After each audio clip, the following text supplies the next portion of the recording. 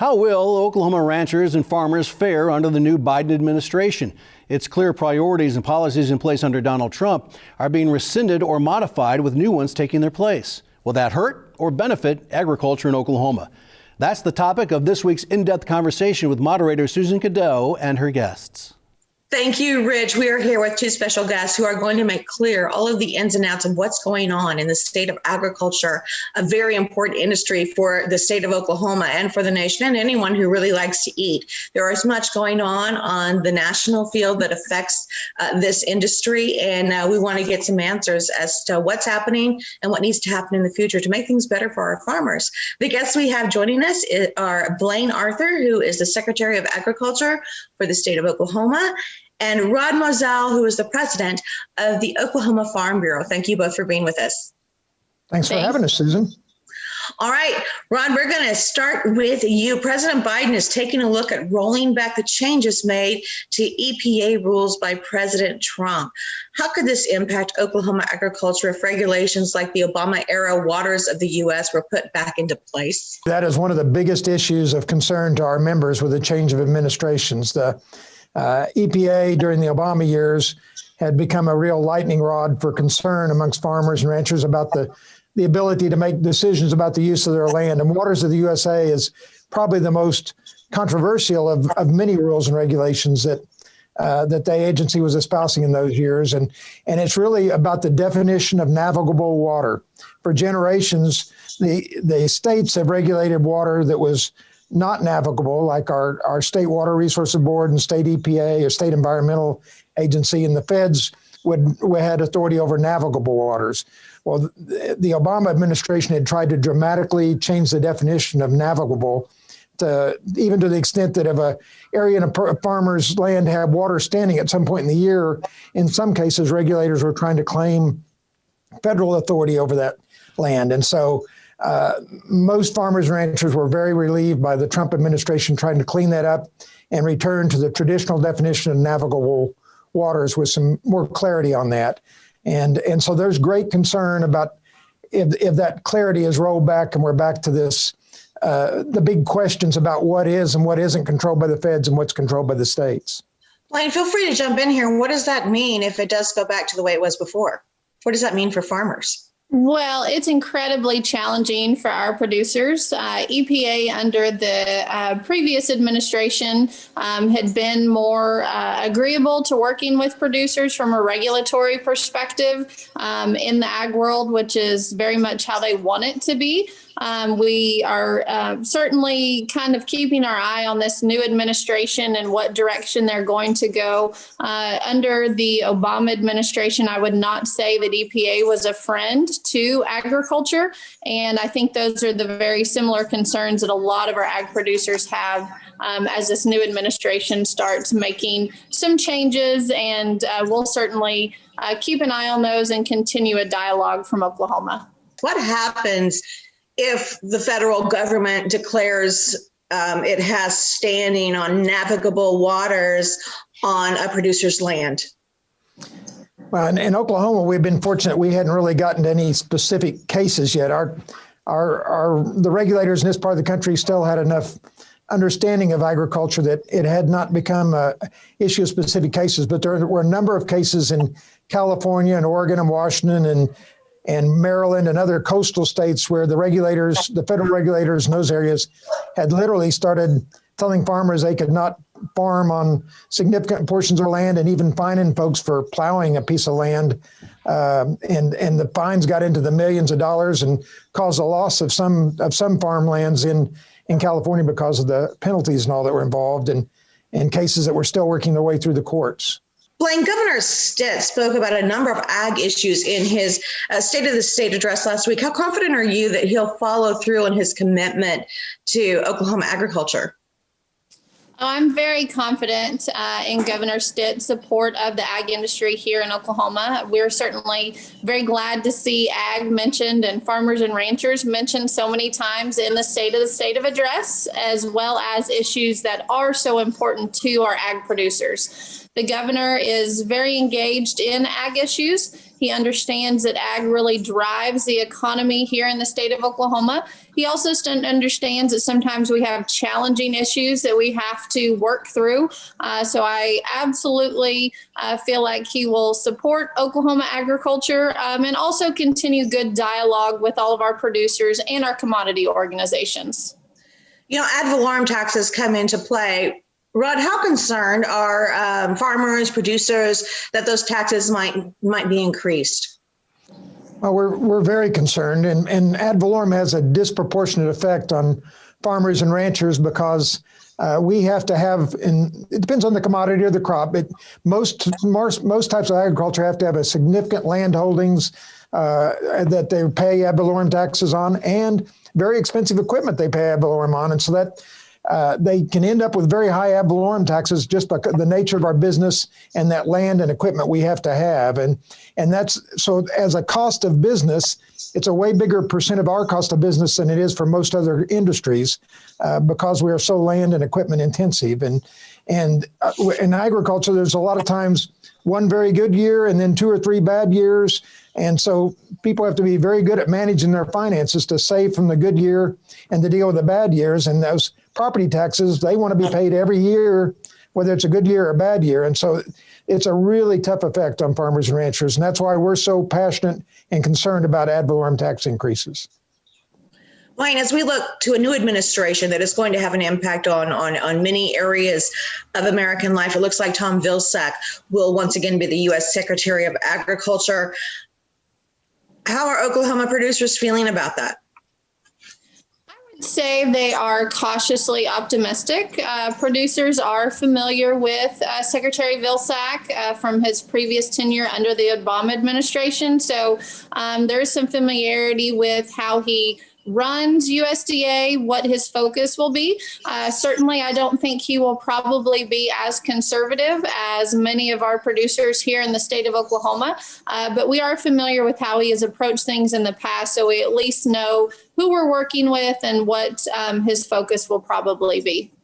What do you think about Vilsack? Is he going to be a plus, a minus, or neutral for Oklahoma producers? Well, I think, as Blaine said, that we're hopeful. The good news is that we know Secretary Vilsack, and he comes from an ag state in Iowa.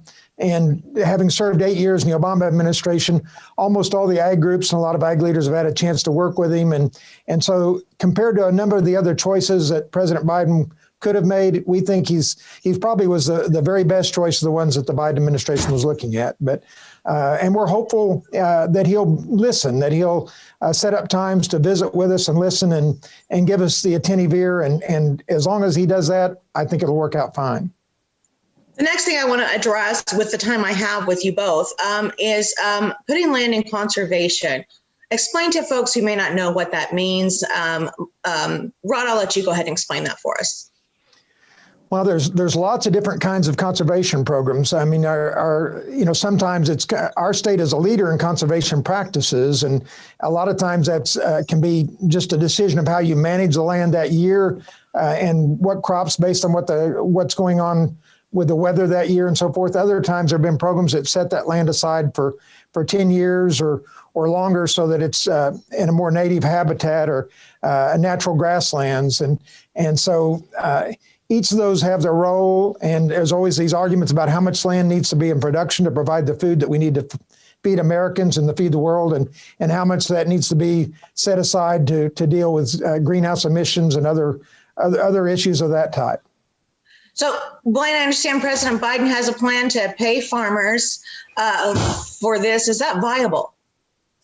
Well, that's a very good question. And as Rod mentioned, here in Oklahoma, we really lead the way in voluntary conservation efforts. And that's where we've always liked to have our focus is have that be voluntary programs as opposed to regulatory programs.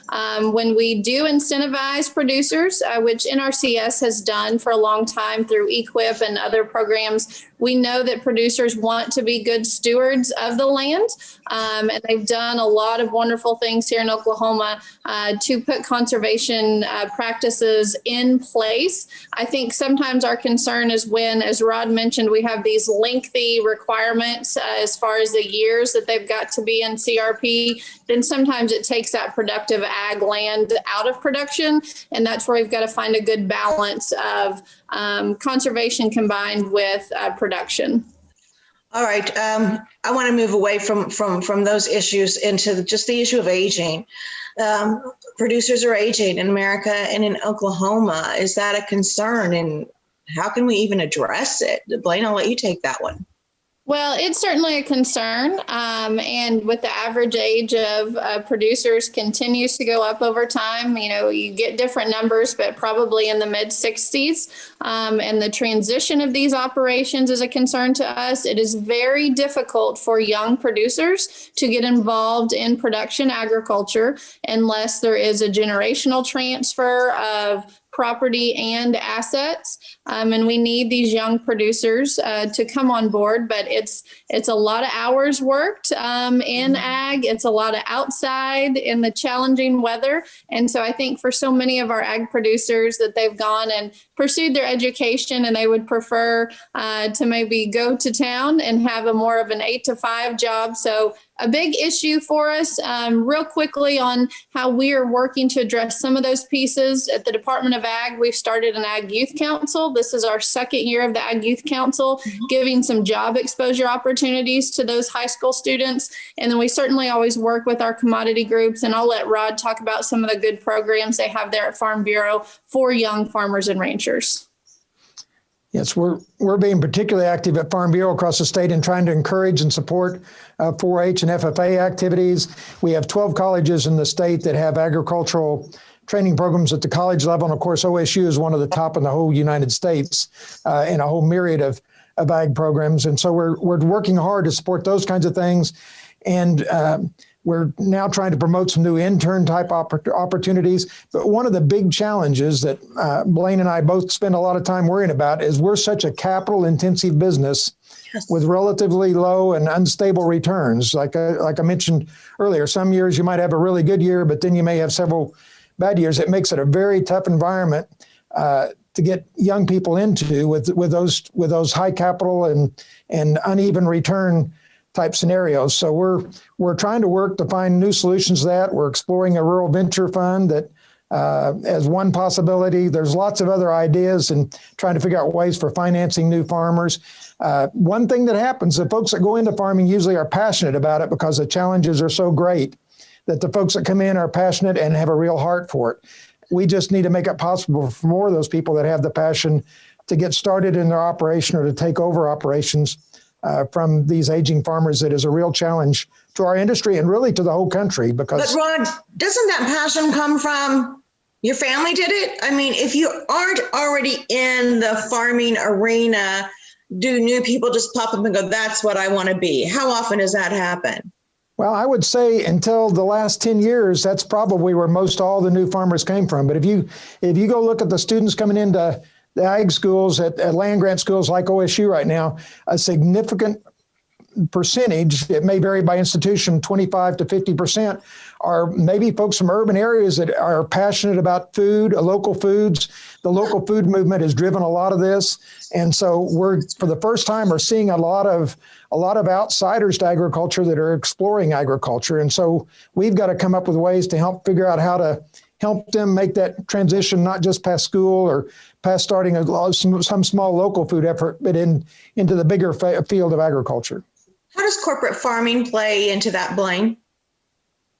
Well, I know corporate farming probably seems negative to the general public, but most of our operations at our corporate farms are actually family owned and operated. They've just chosen to be a corporation for a variety of reasons. And, there's room for everyone in the ag sector is what I believe. And we need small, medium, and large size operations to be able to feed the world. So we're certainly excited about these new producers that are coming in and have a different focus, some of them on specialty crops or locally grown opportunities. But we also need those large operators. Here in America, we have the safest, most affordable food supply. And a lot of that is because of the economies of scale of our larger operations. Well, our time is just about up, but I do want to ask for final words. Rod, I'll start with you. Final words for the general populace. We're not familiar with the farming industry. What would you like to have us know? Well, we're blessed with just the finest folks in the world that are involved in agriculture. They're literally the image you have of folks helping one another is what agriculture is for the most part, and we're delighted to have the opportunity to grow the food that feeds you 3 meals a day and a lot of snacks in between. We're delighted to have farmers that are growing the fiber that is the clothes that you're probably wearing.